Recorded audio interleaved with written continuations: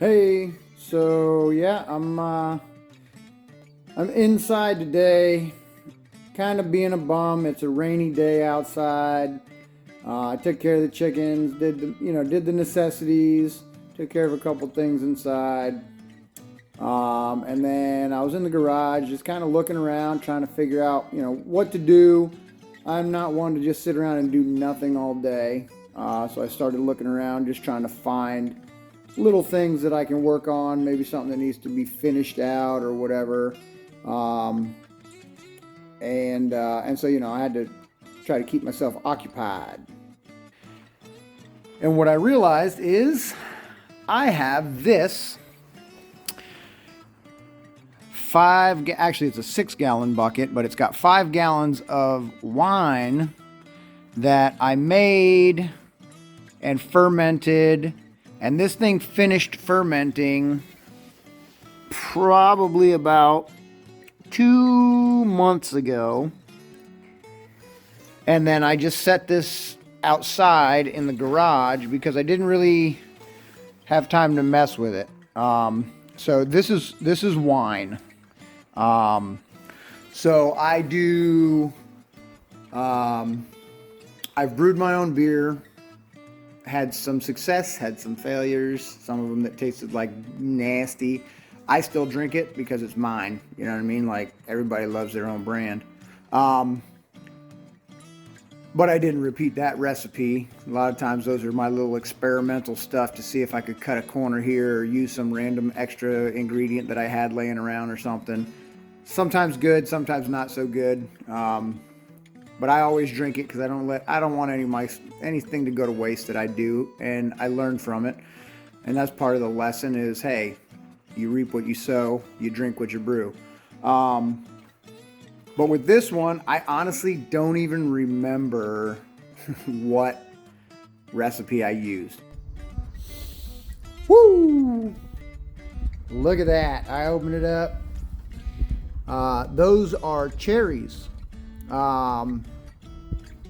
I forgot that I had a huge batch of cherries that I used as the primary for this. I'll see if I might have other stuff in there, but I got my carboy cleaned up, and my funnel with a little filter and screen on top.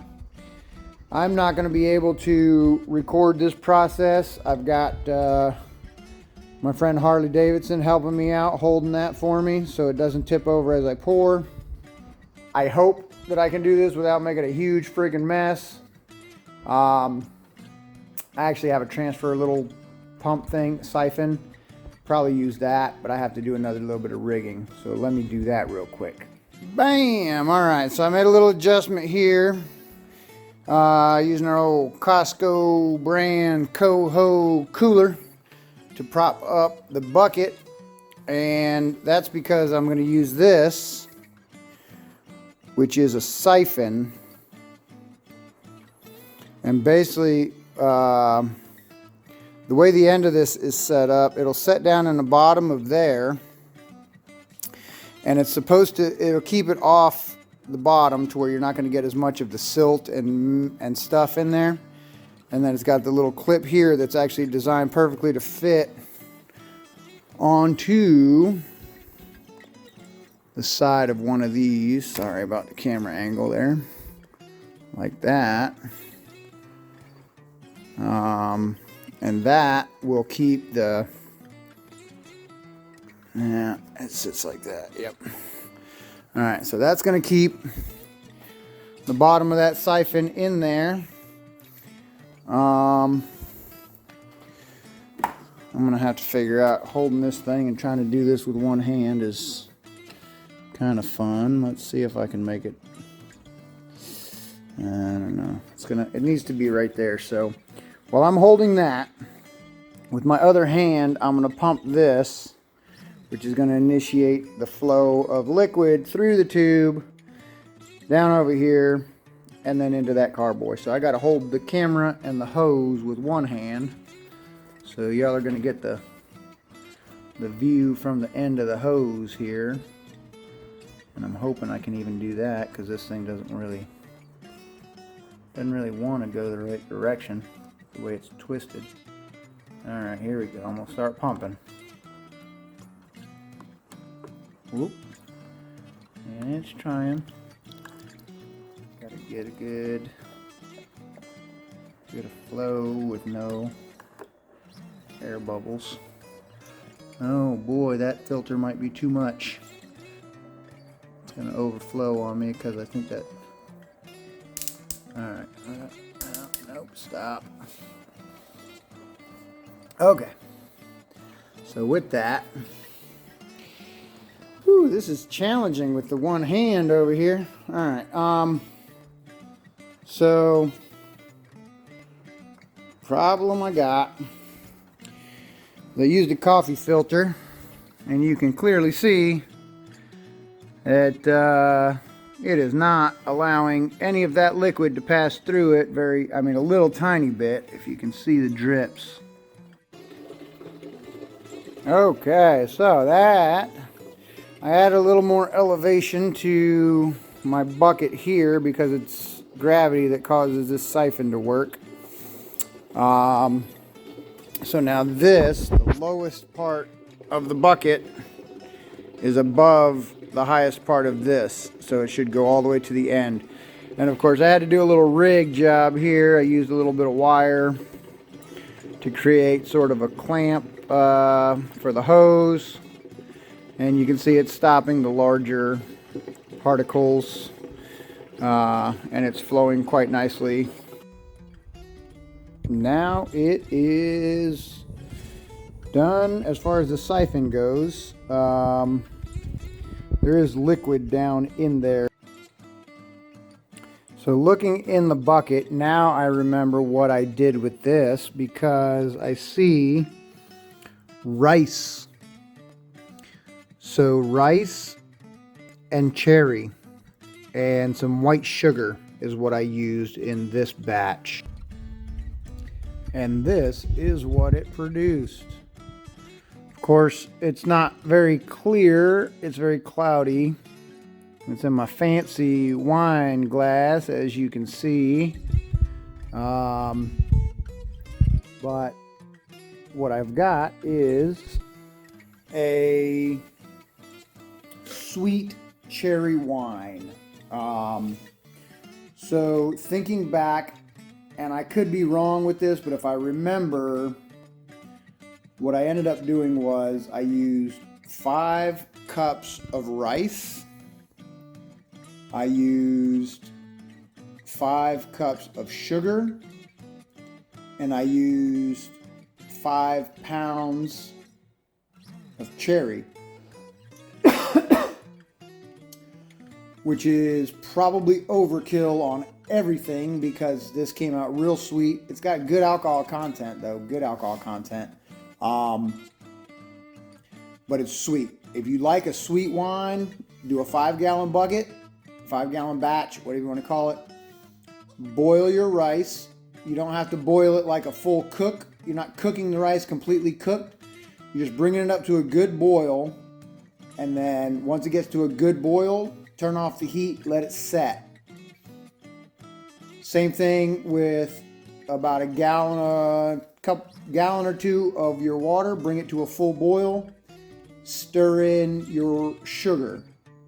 It'll dissolve real good so that, you know, there's no chunks, no little crystals of sugar.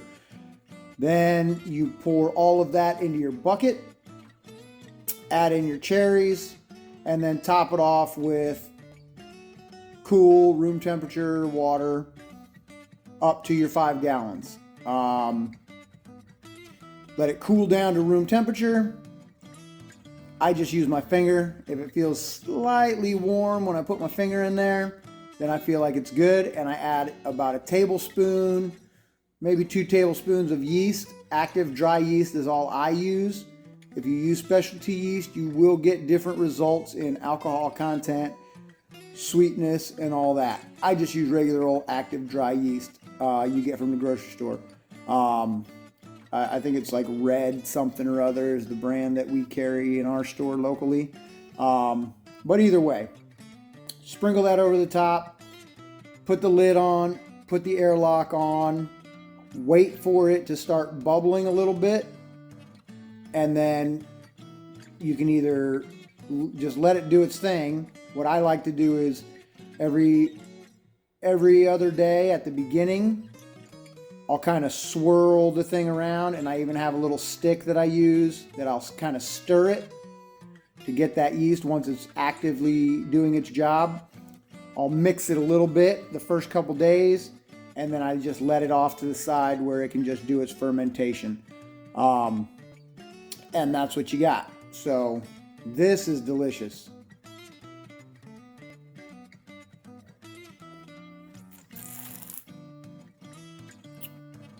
The cherry, the sweet, really comes through good. If you like a sweet wine, give it a try. If you want it to be, if you don't want it as sweet, don't put as much of the white sugar. If you use the active dry yeast, and you cut your sugar down to maybe 3 cups of sugar, it won't be as sweet. You'll get a little bit more of a mellow on the sweet, but you should still get a good cherry flavor. The rest of this is going to settle in the carboy. I'm gonna let all those sediments and solids that are floating in there now, that are suspended in this, which is what makes it look cloudy. Those are all gonna settle to the bottom. Then I'm gonna use my little siphon to pump out the clear liquid off of that. And then I'll bottle it up and put it away, and I'll have a bottle or a glass here and there when I feel like having it. If you end up making something, here's just a little random tip that I've done, and I love it. It works great for me, but everybody's got their own methods. If you don't like it, don't do it. If you get a wine or you do a wine and it comes out dry, right? High alcohol content, low sugar content, dry wine. You either had a yeast that was really, really, I don't know what the word for it would be, resilient, right? It was able to really produce a high alcohol and just devoured all the sugar. Or you just used a lower amount of sugar, and so it finished it all out and ended up getting real dry. You can take a little bit of apple juice. You can use other fruit juices if you're using different fruits as your fermentation. If it's a strawberry wine or cherry wine or grape wine or whatever, you can use those same juices that match. But I find if you use apple juice with any of them, you just find that sweet that the apple juice gives to it, and it allows the flavor of the whatever other berries or fruit that you use for the original recipe to come through. So I find that's one thing I'll do, because I like a sweet wine. Not super, super sweet, but I don't want it to be dry and, like bitter. So that's my 2 cents. I'm going to finish this off. Thanks for watching. Let me know if you've made any of this stuff yourself. If you brew your own beer, make your own wine. If you've tried something or you have a good recipe you'd like to share, throw it down in the comments. Or not. Do what you want. You know what I mean? This is life. Live it. Hopefully you're doing something productive. Like, share, tell a friend. Come back to see the next video, and we'll see you guys later.